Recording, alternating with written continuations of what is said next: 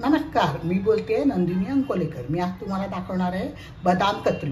काजू कतरी सगळेच करतात, पण बदाम कतरी एक वेगळा प्रकार आहे। चला तर बघूया आपण त्याच्यासाठी काय साहित्य लागतं ते। बदाम कतरी करण्यासाठी लागणारं साहित्य या मापाने मी 1 कप बदामाचा पावडर घेतलेली आहे। ही मार्केटमध्ये अवेलेबल असते। नसेल तर बदाम भिजवून ते मिक्सरमधून पेस्ट करायची आणि त्या पेस्ट केलेली आपण त्या बदाम कतरीसाठी वापरायची।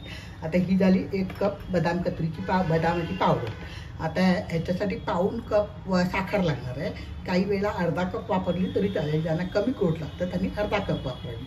आणि 1 टेबलस्पून तूप घेणार घरातलं, 1 टीस्पून वेलचीची पावडर आणि 4 ते 5 टेबलस्पून साखर विरघळण्यासाठी पाणी टाकायचं आहे।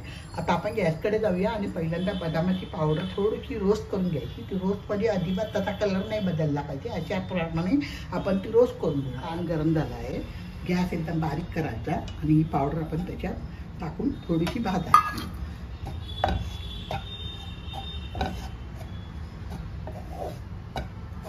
त्याला गरम लागेल एवढी मी आता ही पावडर भाजून झालेली आहे माझी। आता ही मी भांड्यामध्ये काढून घेते। तर याच भांड्यामध्ये मी साखर टाकते आणि साधारणपणे 3 टेबलस्पून मी पाणी टाकते। जिथपर्यंत साखर भिजते तिथपर्यंत पाणी टाकायचं आहे। साधारणपणे 3 टेबलस्पून ते 4 टेबलस्पून पाणी टाकते। कंप्लीट साखर विरघळली पाहिजे पाण्यामध्ये, एक उकळी आली पाहिजे। मग तुम्हाला मी दाखवते पूर्णपणे विरघळायला गेली आहे। थोडंसं चमच्यावरती सिरप घेऊन आपण हाताने असं करून बघायचे। हे बघा, एक तार यायला लागली आहे त्याची। तर आपण आता त्याच्यामध्ये ही वेलचीची पावडर टाकूया पहिल्यांदी। वेलचीची पावडर चांगली मिक्स करून घेऊया।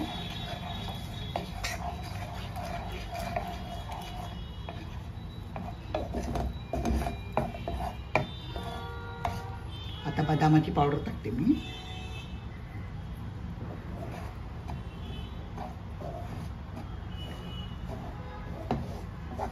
गॅस बारीक ठेवायचा।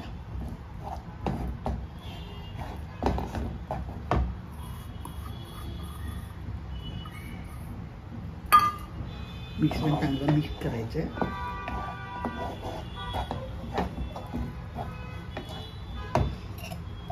एक टीस्पून तूप टाकते मी त्याच्यात,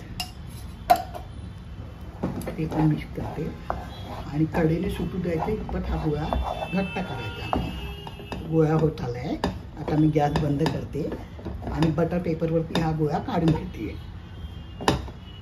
हा गोळा बटर पेपरवर मी काढून घेते।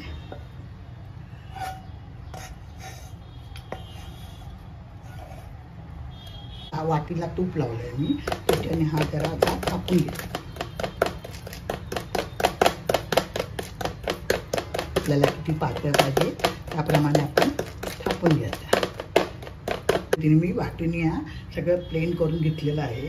आता हे साधारणपणे 2 तास असंच ठेवायचं। 2 तास झाल्यानंतर त्याच्या वड्या कापायच्या। तुम्ही माझ्या चॅनलवर नवीन असाल सबस्क्राईब करा, लाईक करा, शेअर करा। माझ्या रेसिपी आपल्याला कशा वाटतात ते कॉमेंट बॉक्समध्ये कळवा। आपल्या नातेवाईकांना शेअर करा। आपण चांदीचा वड लावूया।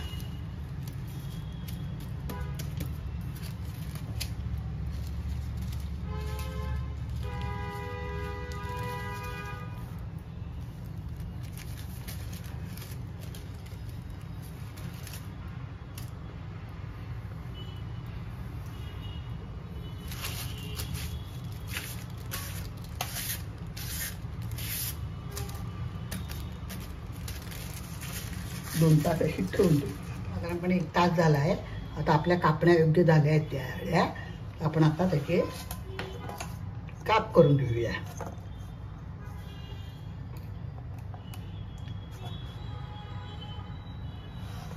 अशा रीतीने सगळे आपण काप करून घेऊ।